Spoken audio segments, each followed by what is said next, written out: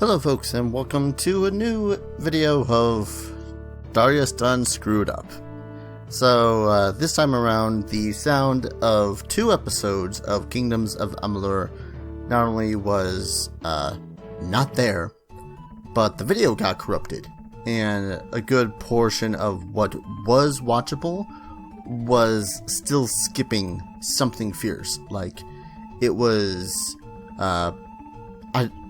it stuttered quite a bit. It entire 5 to 10 frames were missing at a time. It was stupid ridiculous. So instead, I'm going to try to relay to you guys what had happened in those 2 episodes, because to be perfectly frank, not a whole lot happened. And now I just also need to remember names and shit, because Kingdoms of Amalur also has this tendency of throwing a lot of names at you that kind of blend in with other billions of names. But I digress. So one of the first things I did was I returned...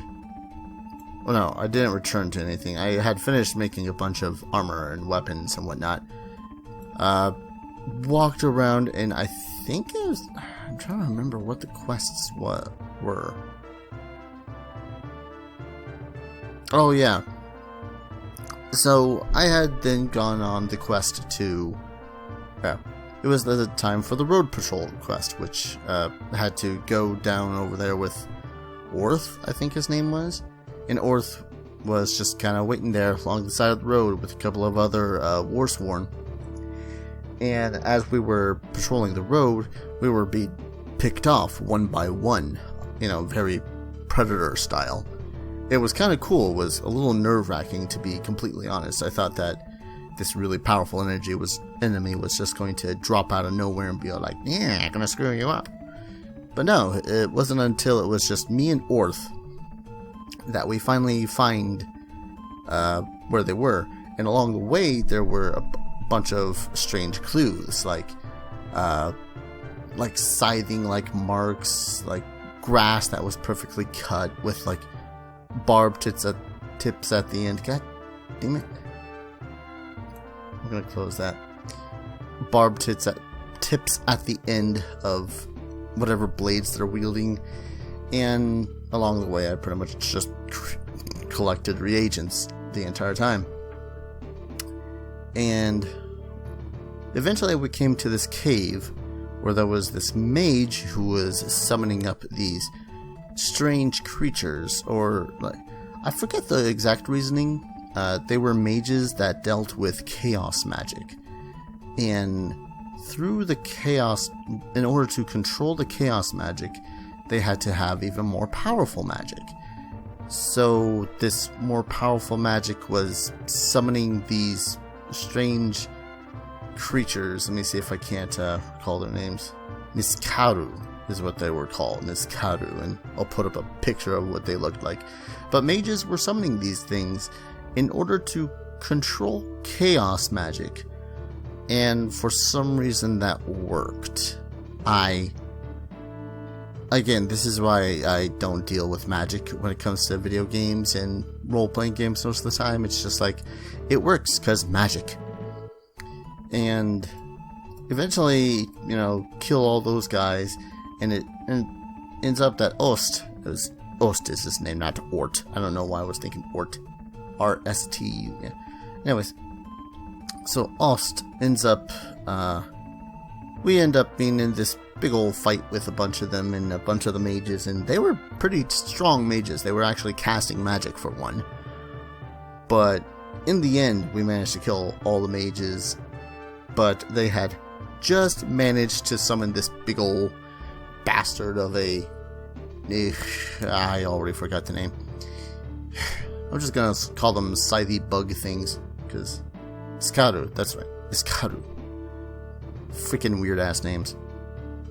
And pretty much immediately after, Ost was going over to, stop the big bad one. It was like, here, I'm gonna stop you. And then he gets stabbed in the back by another Niskaru, a smaller one. Really anticlimactic. that left me having to deal with the Nescaru. Which, it wasn't a difficult fight, it was a fight. That's pretty much it. I believe there was a bunch of traps in there. Yeah, there was a bunch of traps, which pissed me right off, because the spike ones were visible. They were essentially just giant mats with holes in them to show you, hey, there's a spike trap here. And there were also bear traps, which didn't make you get stuck. What they did was make it so as you go flying like 5 feet in the air for no particularly good reason. I don't know why. That was their design choice, but that is what happened. Then there were elemental ones, which were like more or less just giant explosions. It was nothing too bad. Like, it just was alarming to get hit by a trap every so often, and to be fair, it was still pretty heinous to happen every so often.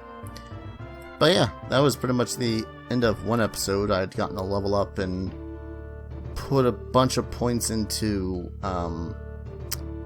shit, what was it I put a bunch of points into? I put a point into blacksmithing, I remember that. And then I think I put a couple of points into harpoon to top it off, and one of my shieldy skills, I think.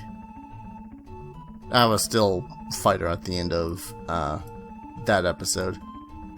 And then I went back to Teen Deflick. He was all like, oh yeah, that was right. It was freaking, they were able to summon those things using chaos magic through an artifact that the Warsworn had in one of their vaults. And they were like, oh, why the hell was this in one of the vaults? Why the hell was this out of one of the vaults? We must take it back to the vault and figure out what the hell happened. It was something called the Heart of Cybon or something like that. And it was a, yeah, that was pretty much where the leader of the Warsworn was all like, oh, now you all have to go return this thing and figure out why it was away or who did this. Which, you know, logical. All illogical. So, episode 8 had started off, I was heading off in the direction. It was a long trek, which had a bunch of freeman archers and assassins. Which, you know, they weren't too hard to deal with. They were actually ridiculously easy. And I had gotten to the place, come to this guy called Grian Shane. And I made a pun about his name being a crying shame. And puns, whatnot. Bought some stuff, sold some stuff. Was told to go to this lady who was the guard of the vault that had been stolen from. So we had to make sure that, you know, nothing was tampered, nothing was broken, and her name was Gwyn Anui. I think she was one of those elf-type people that weren't actually, you know, Fae? I don't know. I don't pretend to know. It's hard to follow some of the shit in this game. So, Gwyn Anui met me at the front of the vault, and was all like, oh, we don't know how many were stolen already. Let's go in and figure out what the hell happened. And inside, there were a bunch of mages. And we don't know how the mages got in, but one of the mages did have a copy of the vault key to get inside the vault. I then proceeded to loot the vault to all my abilities. So she went on ahead of me to report to Grian, and it turns out that Grian now suspects her because, you know, she was the one guarding the vault, the only one to actually be there and have access and whatnot. So, yeah, that kind of sucks for her, but honestly, Grian Shane the entire time is just like, no, I don't trust you, Grian. You're just you. And it turns out that Gwyn had not shown Grian the key that we had found. Apparently it happened so fast that Grian had just tossed toss her into the prisons in the back there, and was all like, nope, ain't gonna bother with this. So now what I'm supposed to do to prove her innocence is go to a place called Tyrion's Rest. And at Tyrion's Rest, there's supposed to be this gnome where they're supposed to be all helpful, which is cool. I like being helpful. And once I got there, it was actually short trek. There was a bunch of brownies and more of those Freeman assassins, and some of them were defected Freeman assassins as well. Bit of lock picking, bit of, getting cursed because I'm shitty at dispelling. I can't even dispel, as far as I know. Like, I don't think I've had a single successful dispelling attempt. Anyways, I had gotten to the town, picked a bunch of flowers and all that fun stuff, and had gone right over to the guy's house. I forget the guy's name. And there was no one inside. Go downstairs. There's a bunch of those mages again. And I think to myself, okay, I can take on these mages. These mages are, they're a joke at this point. Nope. Oh my god. Nope. And for one thing, they weren't just mages at this point either. They were full-on cultists to something. I'm honestly not sure. I wasn't doing a lot of lore stuff. Like, there was one mage and two spearmen, and the mage was lobbing fireballs, and the fireballs were doing like 1/10 of my health bar each time, and the spearmen were way more capable of taking hits than they should have been. I think I figured out too is that a thing that I figured out rather was that depending on the color of the text over the person's head is how difficult the animal or the creatures you're fighting are. Like, if they're green, easy peasy, you can kill them in a couple of swingies. Yellow, they're going to be a bit harder of a challenge, but still possible. Pretty big rewards. Red probably are along the lines of don't even try. And all three of these suckers had red named text over their heads. So I died. Like, I was trying to run away, get back up the stairs, was popping potions, and the entire time the mage was hitting me in the freaking back with fireball after fireball after fireball until I died. So at that point I decided, wow, these guys are way over my head. I'm gonna have to probably grind a couple of quests, probably off camera, do some random monster killing and getting a bunch of different equipment. So I did that. How long did I do that? I honestly think I played for a good solid 2 to 3 hours. The entire time I had gotten into a bunch of trouble in the game. Like, I had gotten to this cave where people were being all skeevy and whatnot. They didn't look like guards. They didn't look like guards in the slightest, but they were holding someone hostage. So I thought to myself, I could probably take these guys on. I mean, I did a quick save before that. And sure enough, I was able to take on the guy that was holding this person hostage. And then 3 actual town guards came to meet me with spears. And I was like, oh, what I'm doing here is illegal. Okay. But here's the thing. The experience from killing the town guards and the money you get from them is so good. It is stupid ridiculously good how much money you can make off of murdering the town guards. At the same time, I can't enter the area for fear of losing like 20,000 gold trying to pay off my debts. So I think what I'm going to do is a little bit more grinding. I'm going to go to, I think it was the Travelers? Like, whichever one was essentially the Thieves Guild, because I don't think you can actually pay off the guards unless you go to whatever they constitute as the Thieves Guild in this game. And then I will hope that will, keep them off my back. Because I don't want to lose any of the stuff I've stolen. I've stolen a lot of stuff in this game now. Like, the grinding is insane, but so was stealing the stuff. So many potions, so much armor and weapons. Stuff that I had broken down. Like, I gotta go back into the game and see what the lifetime looting thing I did. Besides that, it'd be nice to actually be able to sell some of the stuff you steal. But yeah, that was pretty much what you guys miss in Amalur, Kingdoms of Amalur, episode 7 and 8, due to missing audio and really crappy footage. I don't know what happened. It kind of drives me mad.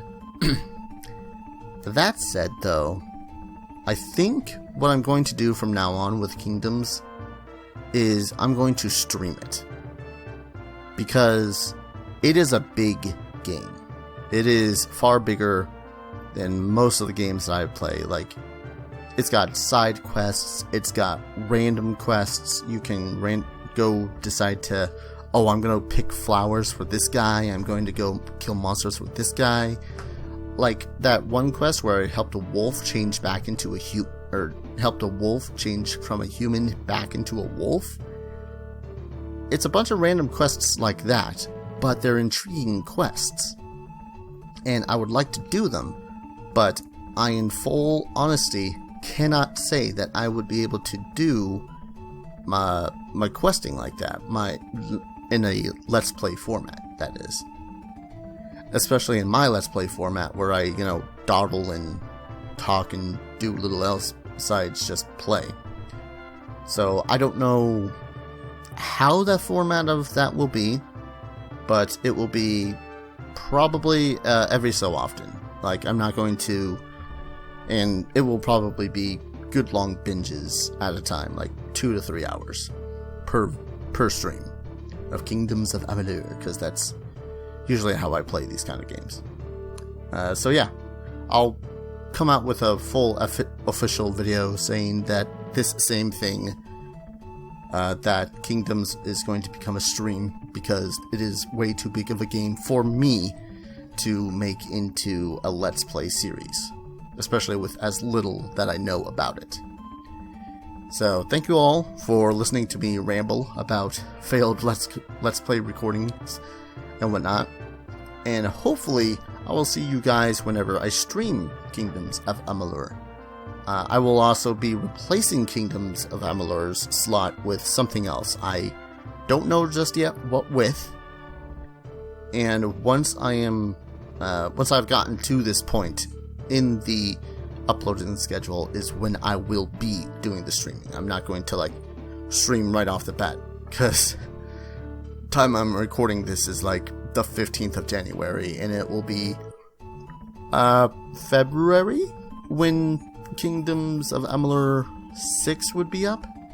But yeah, that's me rambling on and on some more. In any case, thank you all very much for watching and bearing my voice in your ear and nothing else. And I will see you guys in the next video. Take care. Cheers.